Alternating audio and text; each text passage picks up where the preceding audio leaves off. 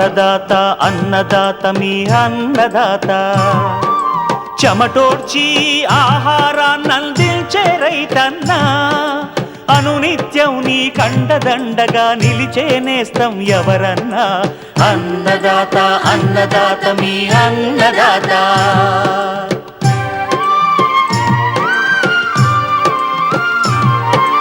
నూతన రీతుల సాగుబడికి నూరింతలు పెరిగే దిగుబడికి సూచనలిచ్చే సస్య రక్షణకు పశు పోషణకి శాస్త్ర విజ్ఞానం అందించి ముందుకు నడిపే తెలుగు రైతు భారతదేశానికి మకుటం అయ్యేలా తీర్చిదిద్దే ఆశయంతో మిమ్ము మేలు కొలిపేది అన్నదాత అన్నదాత అన్నదాత మీ అన్నదాత అన్నదాత అన్నదాత మీ అన్నదాత. అన్నదాత ప్రేక్షకులకు నమస్కారం. ఈనాటి ముఖ్యాంశాలు: సురక్షిత విధానాల్లో మామిడికాయల మాగవేత, వేసవిలో లోతుదుక్కుల ప్రాముఖ్యత, అనువైన పరికరాలు, ఇంకా జై కిసాన్ వ్యవసాయ సమాచారం.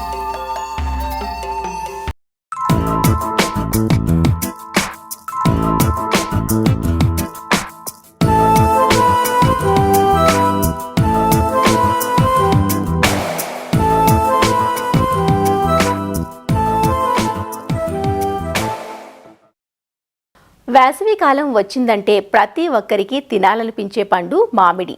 ఇలాంటి మధురమైన మామిడి పండ్ల డిమాండ్ను కూడా సొమ్ము చేసుకోవడానికి దళారీలు, వ్యాపారస్తులు ప్రయత్నం చేస్తుంటారు. సాధారణంగా ఏప్రిల్ నుంచి మొదలుపెట్టి ఆలస్యంగా వచ్చే రకాలైతే జూలై వరకు కాయలు కోతకొస్తూ ఉంటాయి.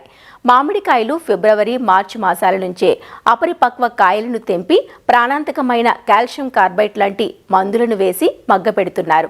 అలా మాగిన పండ్లను తినడం వల్ల అనారోగ్య సమస్యలు, అలర్జీలు, జీర్ణ సంబంధిత సమస్యలు, క్యాన్సర్ వంటి ప్రాణాంతక వ్యాధులు కూడా తలెత్తే ప్రమాదం ఉంటుంది.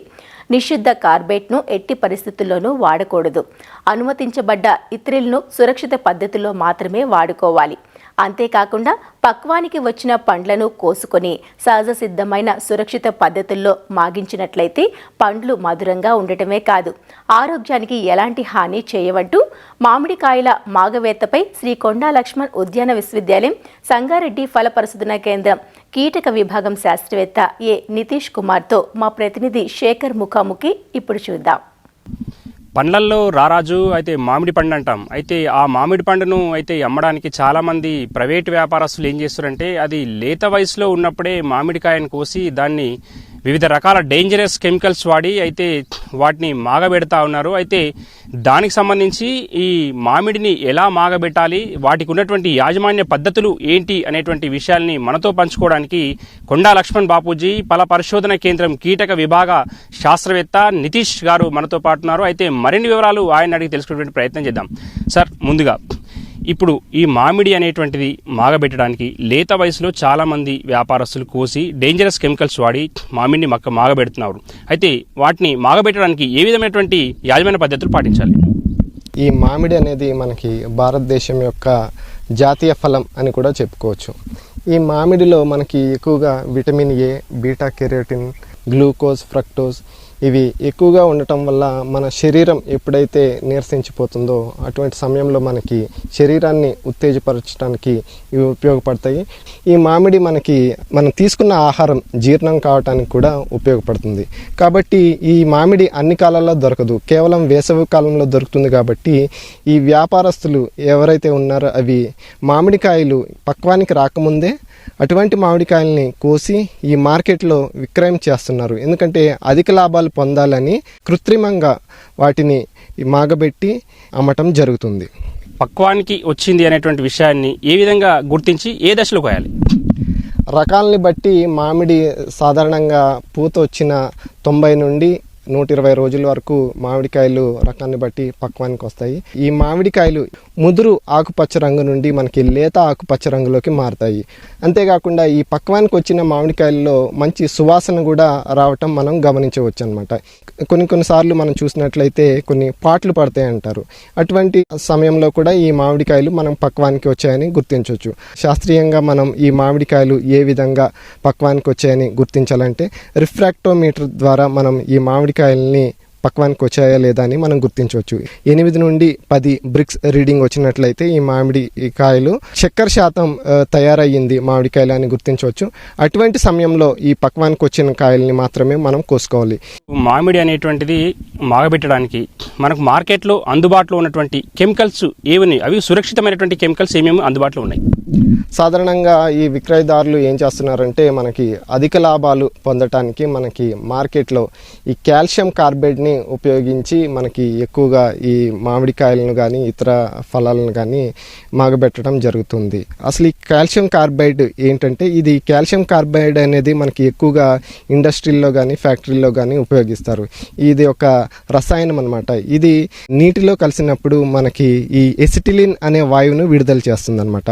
అంటే గాలిలో తేమతో కలిసినప్పుడు ఎసిటిలిన్ అనే వాయువు మనకి విడుదల అవటం వల్ల ఉష్ణోగ్రత అనేది విడుదలవుతుంది అనమాట. ఈ ఉష్ణోగ్రత పెరగటం వల్ల మాగినట్టుగా మనకి కనిపిస్తాయి అనమాట. అంటే పైన రంగు అనేది మారుతుంది కానీ లోపల అనేది కాయ అనేది పచ్చిగానే ఉంటుంది.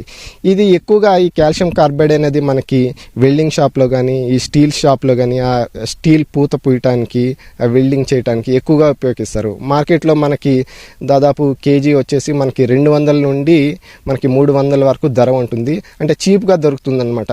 దీన్ని ఈ కాల్షియం కార్బైడ్ని ఎక్కువగా ఈ పండ్లు మాగబెట్టడానికి ఉపయోగిస్తున్నారు. ఈ కాల్షియం కార్బైడ్ ఉపయోగించినప్పుడు ఏమవుతుందంటే మనకి ఈ ఎసిటిలిన్ వాయువు విడుదలైనప్పుడు మనకి భాస్వరం కానీ ఇతరత్ర మనకి ఖనిజాలు ఏవైతే ఉన్నాయో అవి అవశేషాలుగా మనకి కాయల మీద మిగిలిపోతున్నాయి. అటువంటి కాయలు మనం ఆహారంగా తీసుకున్నప్పుడు అటువంటి అవశేషాలు మన శరీరంలోకి వెళ్ళి మనం అనారోగ్య పాలు కావడానికి ఆస్కారం ఉంటుంది. మామిడికాయలు మక్కబెట్టడానికి ఇథిలిన్ అనేటువంటిది వాడుతూ ఉన్నారు ఇప్పుడు చాలామంది వ్యాపారస్తులు. అయితే అది సురక్షితమా ఇథిలిన్ అనేటువంటిది? ఈ ఇథిలిన్ అనేది మనకి చెట్లల్లో సహజంగా విడుదలయ్యే ఒక హార్మోన్. ఈ ఇథిలిన్ అనేది మనం సురక్షితంగా పండ్లు మనం మాగబెట్టడానికి ఉపయోగించవచ్చు. పూర్వకాలంలో చూసుకున్నట్లయితే మామిడికాయలు కానీ ఇతర పండ్లు కానీ మనం గడ్డి ద్వారా మాగబెట్టేవాళ్ళు. ఇట్లా గడ్డితోటి మాగబెట్టడం అంటే కొంచెం ఎక్కువ సమయం తీసుకుంటుంది. దాదాపుగా మనకి 7 నుండి 10 రోజులు సమయం తీసుకుంటుంది. కాబట్టి ఇప్పుడు ఎవరు కూడా మనకి ఈ ఎండుగడ్డిని ఉపయోగించి మామిడికాయలు అనేవి మాగబెట్టడం లేదు. కాబట్టి ప్రత్యామ్నాయంగా ఏంటంటే మనకి ఈ ఇథిలిన్ని ఉపయోగించి మాగబెట్టుకోవచ్చని మనకి సైంటిఫిక్గా ప్రూవ్ అయింది. అంటే ఈ ఇథిలిన్ అనేది సహజంగా చెట్లల్లో లేదా కాయల్లో మనకి విడుదలయ్యే హార్మోన్ కాబట్టి దీన్ని ఉపయోగించుకోవచ్చు. మరి దీన్ని ఏ విధంగా ఉపయోగించుకోవాలంటే పెద్ద మొత్తంలో వాణిజ్యపరంగా దీన్ని ఉపయోగించుకోవాలంటే రైపెనింగ్ ఛాంబర్స్ అని ఉంటాయి మనకి. 100 నుండి 150 ppm గాఢత కలిగిన ఈ ఇథిలిన్ వాయువును ఈ రైపెనింగ్ ఛాంబర్స్లో మామిడికాయలు పెట్టిన తర్వాత ఈ ఇథిలిన్ వాయువును విడుదల చేయాలి. ప్రతి 4 గంటలకి ఒకసారి మనం ఈ గాలిని విడుదల చేయాలన్నమాట.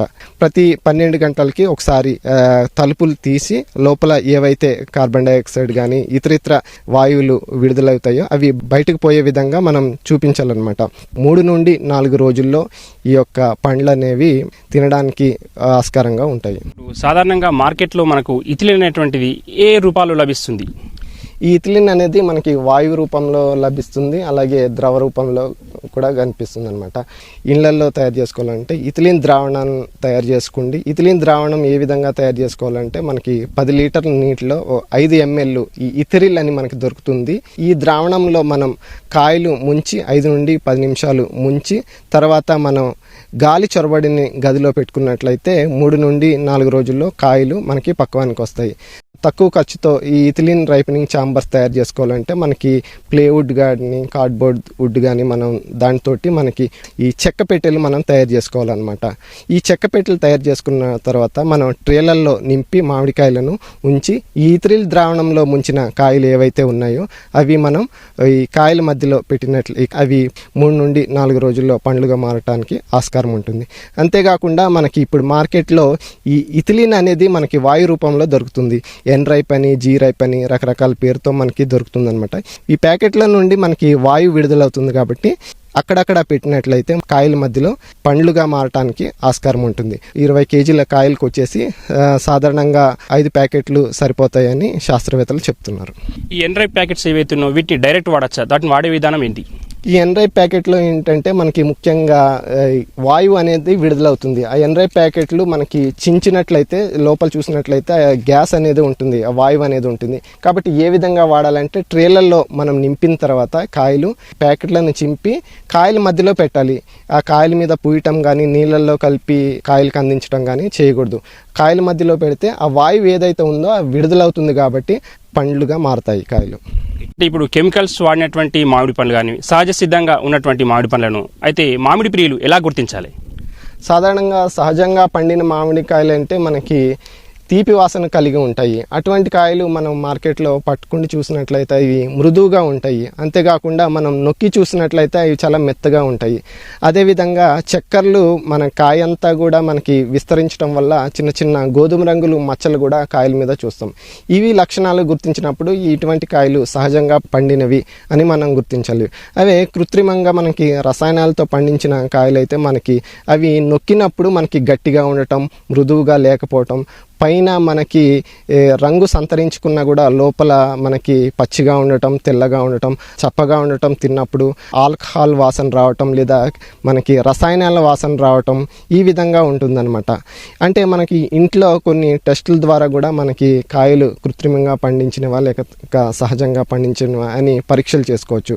ఒక బకెట్ నీళ్ళల్లో తీసుకుండి మనం మార్కెట్ నుండి తెచ్చిన కాయలు వేసి చూసినట్లయితే పైకి ఏవైతే తేలుతున్నాయో అటువంటి కాయలు మనకి కృత్రిమంగా రసాయనాలతో పండించినవని గుర్తించవచ్చు.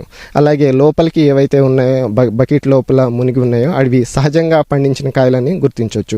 అంతేకాకుండా ఒక బకెట్ నీళ్ళల్లో మనకి ఇంట్లో దొరికే వంట సోడా వేసి ద్రావణం లాగా తయారు చేసుకోండి. అటువంటి ద్రావణంలో ఈ మామిడికాయలు వేసి మనం చూసినట్లయితే ఏవైతే మనకి సహజంగా పండినవో అవి రంగు అనేవి మారవు. కృత్రిమంగా రసాయనాలతో పండించిన మామిడికాయలు మనం 5-10 నిమిషాల తర్వాత ఆ పైన రంగు అయితే ఏదుందో కొంచెం మారినట్లుగా గమనించవచ్చు. ఈ విధంగా మనం ఇంట్లోనే పరీక్షలు చేసుకోవచ్చు. సాధారణంగా ఇప్పుడు సహజ సిద్ధంగా పండినటువంటి మామిడి తింటే ఎలా ఉంటుంది? కెమికల్స్ వాడినటువంటి మామిడి పండ్లను తింటే ఎలాంటి అనారోగ్య సమస్యలు ఏర్పడతాయి? ఈ రసాయనాల ద్వారా మనకి పండించిన మామిడికాయలు తింటే మనకి వాంతులు అవ్వటం, విరేచనాలు అవ్వటం సహజంగా మనం చూస్తాము. అంతేకాకుండా మనం తీసుకున్న ఆహారం జీర్ణం కాకపోవటం కూడా మనం చూసుకుంటాం.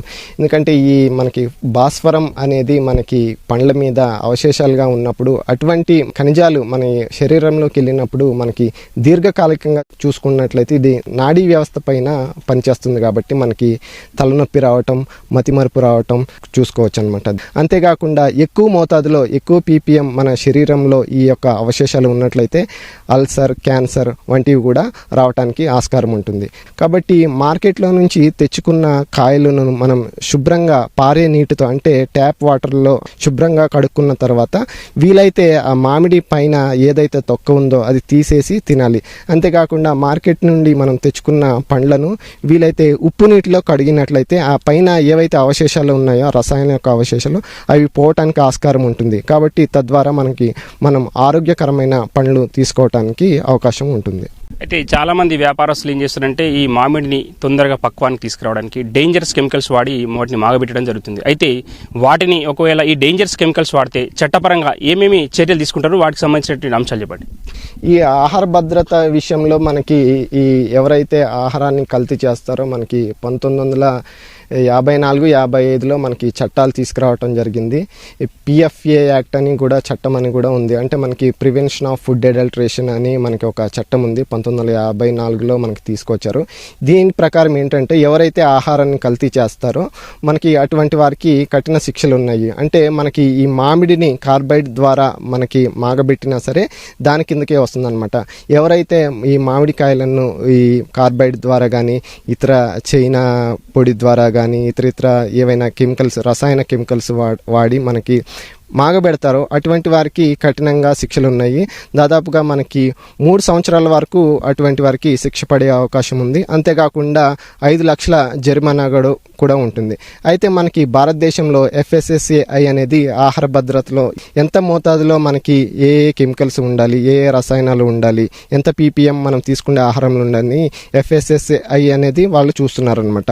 వాళ్ళు చెప్పిన ప్రకారం ఏంటంటే 2011లో వారు ఒక ప్రకటన చేశారు. ఏంటంటే ఎవరైతే మనకి ఈ కాల్షియం కార్బైడ్ వాడి ఈ మామిడి పండ్లను మాగబెడతానో అటువంటి వారికి కఠిన శిక్షలు అమలు చేస్తారని ఈ food safety and standard authority of India వాళ్ళు చెప్పడం జరిగింది. అయితే ఈ కృత్రిమంగా పండేటువంటి మామిడి పండు ఏదైతే ఉందో అది గట్టిగా ఉంటుంది అనేటువంటి విషయాన్ని మనకు కొండా లక్ష్మణ్ బాపూజీ విశ్వవిద్యాలయానికి సంబంధించిన కీటక విభాగ శాస్త్రవేత్త నితీష్ అయితే మనకు వివరాలను తెలపడం జరుగుతుంది. కెమెరామెన్ ఉమాయేశ్వరరావుతో శేఖర్, సంగారెడ్డి.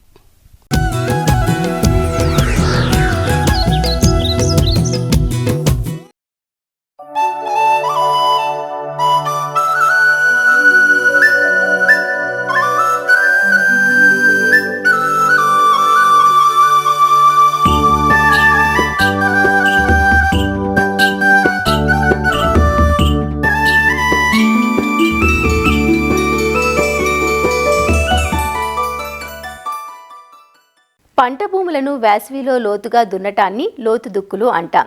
ప్రత్యేకమైన పనిముట్లు ఉపయోగించి ప్రతి 2-3 సంవత్సరాలకు ఒకసారి లోతుగా దున్నుకోవడం వల్ల చాలా ప్రయోజనాలు ఉంటాయి. పంటల సాగుతో గట్టిపడ్డ భూమి పైపొరలను తెరవడంతో పాటు లోతుగా దుక్కి చేయడం వల్ల లోపలి మట్టి పొరలు బాగా వదులవుతాయి. అంతేకాకుండా నేల లోపల ఉన్న నులి పురుగులు, చీడలు వంటివి బయటకు వచ్చి ఎండవేడికి చనిపోతాయి. అసలు వేసవి దుక్కులను ఎలా చేసుకోవాలి, ఏ పరికరాలు ఉపయోగించాలి, వేసవి దుక్కుల వల్ల ప్రయోజనాలేంటి అనే వివరాలను ఈరోజు అన్నదాతలో తెలుసుకుందాం. సాధారణంగా ఏప్రిల్-మే మాసాల్లో అడపాదడపా వర్షాలు కురుస్తూ ఉంటాయి. ఈ తొలకరి వర్షాలు కురిసినప్పుడు భూమిని లోతుగా దుక్కులు చేసుకోవాలి. లోతు దుక్కుల వల్ల భూమి పై పొరలు లోపలికి, భూమి లోపల ఉన్న లోపలి పొరలు బయటికి తిరగబడతాయి. లోతు దుక్కుల్లో భూమిని 20-30 సెంటీమీటర్ల లోతుగా దున్నటం వలన వర్షపు నీరు భూమిలోకి ఇంకి భూగర్భ నీటిమట్టం పెరుగుతుంది. వాలుకు అడ్డంగా దుక్కులు దున్నటం వలన నేల కోతకు గురికాకుండా ఉంటుంది. చేలలో ఉండే మొండిజాతి కలుపు మొక్కలను దుంపలతో సహా పెకిలించేలా లోతు దుక్కి చేస్తాం కాబట్టి కలుపు బెడద ఉండదు. వేసవి దుక్కుల ద్వారా భూమిలో నిద్రావస్థలో ఉన్న పలు కీటకాల కోసస్థ దశలు నశింపబడి తర్వాత వేసే పంటల మీద చీడపీడల ఉధృతి తగ్గుతుంది. ఎండు తెగులు ఉన్న ప్రాంతాల్లో వేసవి దుక్కులు చేస్తే భూమిలోని శిలీంధ్రాలు నశించి తర్వాత పంటకాలానికి ఆ తెగులు తీవ్రత చాలా వరకు తగ్గుతుంది. మెట్ట భూముల్లో సాధారణంగా ఎర్ర నేలల్లో లోపల గట్టి పొర ఏర్పడటం వల్ల వేరు వ్యవస్థ సరిగా ఉండదు. అలాంటి నేలల్లో చిసెల్ నాగలితో 60 సెంటీమీటర్ల లోతులో 1 మీటరు దూరంలో దున్ని నేల పైపొరలకు ఇబ్బంది లేకుండా లోపలి గట్టి పొరలను తొలగించవచ్చు. సాధారణంగా తేలికపాటి నేలల్లో 1-2 సార్లు దున్నితే సరిపోతుంది. ఒకవేళ పొలంలో కలుపు మొక్కలు, అంతకుముందు వేసిన పంట యొక్క అవశేషాలు ఉన్నట్లయితే కనీసం 3 దఫాలైనా దున్నాలి. వేసవి దుక్కులు చేసేందుకు పెద్ద మడక, ఎంబీ నాగలి, ఉక్కు నాగలి, సబ్ సాయిలర్ వంటి ప్రత్యేకమైన పరికరాలను ఉపయోగించాలి. ఎంబీ నాగలి లేదా రెక్కల నాగలిని ఎడ్లతో లాగినప్పుడు 15-20 సెంటీమీటర్ల లోతు వరకు, అదే ట్రాక్టరుతో లాగినప్పుడు సుమారు 30-60 సెంటీమీటర్ల లోతు వరకు దుక్కి చేయవచ్చు. దీనితో దున్నినప్పుడు నాగలి ముందరి కర్రు భాగం నేలలో నిర్దేశించిన లోతుకు దిగి ఆపైన మట్టి పెళ్లలను సమర్థంగా భూమి నుంచి వేరుచేసి ఆ మట్టి పెళ్లలను పూర్తిగా తిప్పి పక్కకు వేస్తుంది. కలుపు బెడద అధికంగా ఉండి పంట అవశేషాలున్న పొలాల్లో, మెట్ట ప్రాంతాల్లో పచ్చిరొట్ట పైర్లను పెంచి భూమిలో కలియదున్నాల్సి వచ్చినప్పుడు, తేమ చాలా తక్కువగా ఉన్నప్పుడు ఈ రెక్క నాగలి సాయంతో మంచి ఫలితం పొందవచ్చు. గంటకు 1/2 ఎకరం నుంచి 3/4 ఎకరం వరకు ఈ నాగలిని ఉపయోగించి దున్నుకోవచ్చు. డిస్క్ లేదా పళ్ళెపు నాగలిలో 2 లేదా 3 పళ్ళాలను ప్రత్యేక రీతిలో విడివిడిగా తిరిగేందుకు వీలుగా ఒక చట్రానికి అమర్చి నేలను దున్నడానికి అనుగుణంగా ఉంటుంది. ఈ పరికరం 60 సెంటీమీటర్లు 90 సెంటీమీటర్లు గల పళ్లాలతో లభిస్తుంది. రెక్కల నాగలి ఉపయోగించలేని నేలల్లో దీన్ని సులువుగా ఉపయోగించవచ్చు. రాళ్లతో కూడిన లేదా మొక్కల వేర్ల అవశేషాలున్నా లేదా ఇసుక నేలల్లోనూ దీన్ని సమర్థంగా ఉపయోగించవచ్చు. ఈ పళ్ళెపు నాగలి బరువు వల్ల నేల లోపలికి దిగి తేమ తగినంత లేని గట్టి నేలల్లో కూడా నిర్ణీత లోతు వరకు దుక్కి చేసుకోవచ్చు. పళ్ళెపు నాగలితో గంటకు 3/4 ఎకరం నుంచి 1 ఎకరం పొలాన్ని దుక్కి చేసుకోవచ్చు. సబ్సాయిలర్ లేదా చిజెల్ నాగలి నేల లోపలి పొరల్ని ఒకే కర్రుతో ఛేదించి గట్టి పొరల్ని కత్తిరిస్తుంది. దీన్ని ఉపయోగించి ప్రతి 2 మీటర్లకు ఒకసాలు దున్నితే వర్షపు నీటిని లోపల నిల్వ ఉంచే సామర్థ్యం పెరుగుతుంది. భూమి లోపల కొత్త మట్టిని పాత మట్టితో కలిపినందువల్ల కావలసిన పోషకాలు మొక్కలకు లభిస్తాయి. సబ్సాయిలర్తో నేలలో 60 నుంచి 70 సెంటీమీటర్ల లోతు వరకున్న గట్టి పొరలను ఛేదించి దుక్కి చేయవచ్చు. ఇలా ప్రతి 2 ఏళ్లకు ఒకసారి ఈ లోతు దుక్కులు చేసుకోవటం వల్ల మంచి ప్రయోజనాలను పొందవచ్చు.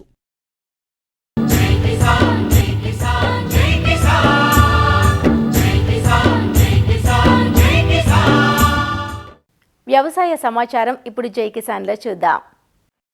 శ్రీకాకుళం జిల్లాలో ఉత్తర కోస్తా మండల వ్యవసాయ పరిశోధన మరియు విస్తరణ సలహా మండలి సమావేశం జరిగింది.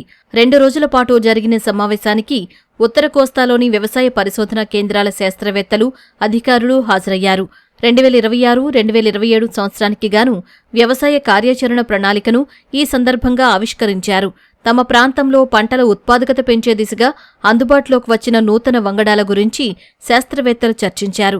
రైతులకు వ్యవసాయ పరిశోధన ఫలితాలు చేర్చడం ద్వారా అధిక ఉత్పత్తులు సాధించడానికి వీలవుతుందని ఆచార్య ఎన్జీ రంగా వ్యవసాయ విశ్వవిద్యాలయం పరిశోధనా సంచాలకులు డాక్టర్ పాలడుగు సత్యనారాయణ పేర్కొన్నారు. మన రాష్ట్రంలో వివిధ జిల్లాల్లో ఉన్నటువంటి పరిశోధన స్థానాలు కానీ విస్తరణ కేంద్రాలని దాదాపు 6 మండలాలుగా విడగొట్టి 2 నుంచి 4 జిల్లాలు ఆ మండలాల్లో ఉంటాయి. ఆ మండలాలకు సంబంధించినటువంటి అగ్రో క్లైమాటిక్ జోన్ సంబంధించినటువంటి పరిశోధనలు కానీ విస్తరణలు కానీ ప్రతి సంవత్సరం మనం చేస్తున్నటువంటి కార్యక్రమాలు రైతుకి ఏ విధంగా ఉపయోగపడుతున్నాయి, అలాగే రైతు నుంచి వచ్చేటువంటి కొత్త సమస్యల్ని పరిశోధన పరంగా ఏ విధంగా చేయాలి, అలాగే విస్తరణ పరంగా ఏమేం చేయాలన్నటువంటి సమావేశాలు జోనల్ రీసెర్చ్ అడ్వైజరీ కౌన్సిల్ మీటింగ్గా మన ప్రతి జోన్లోనూ అగ్రో క్లైమాటిక్ జోన్లో చేస్తున్నాం.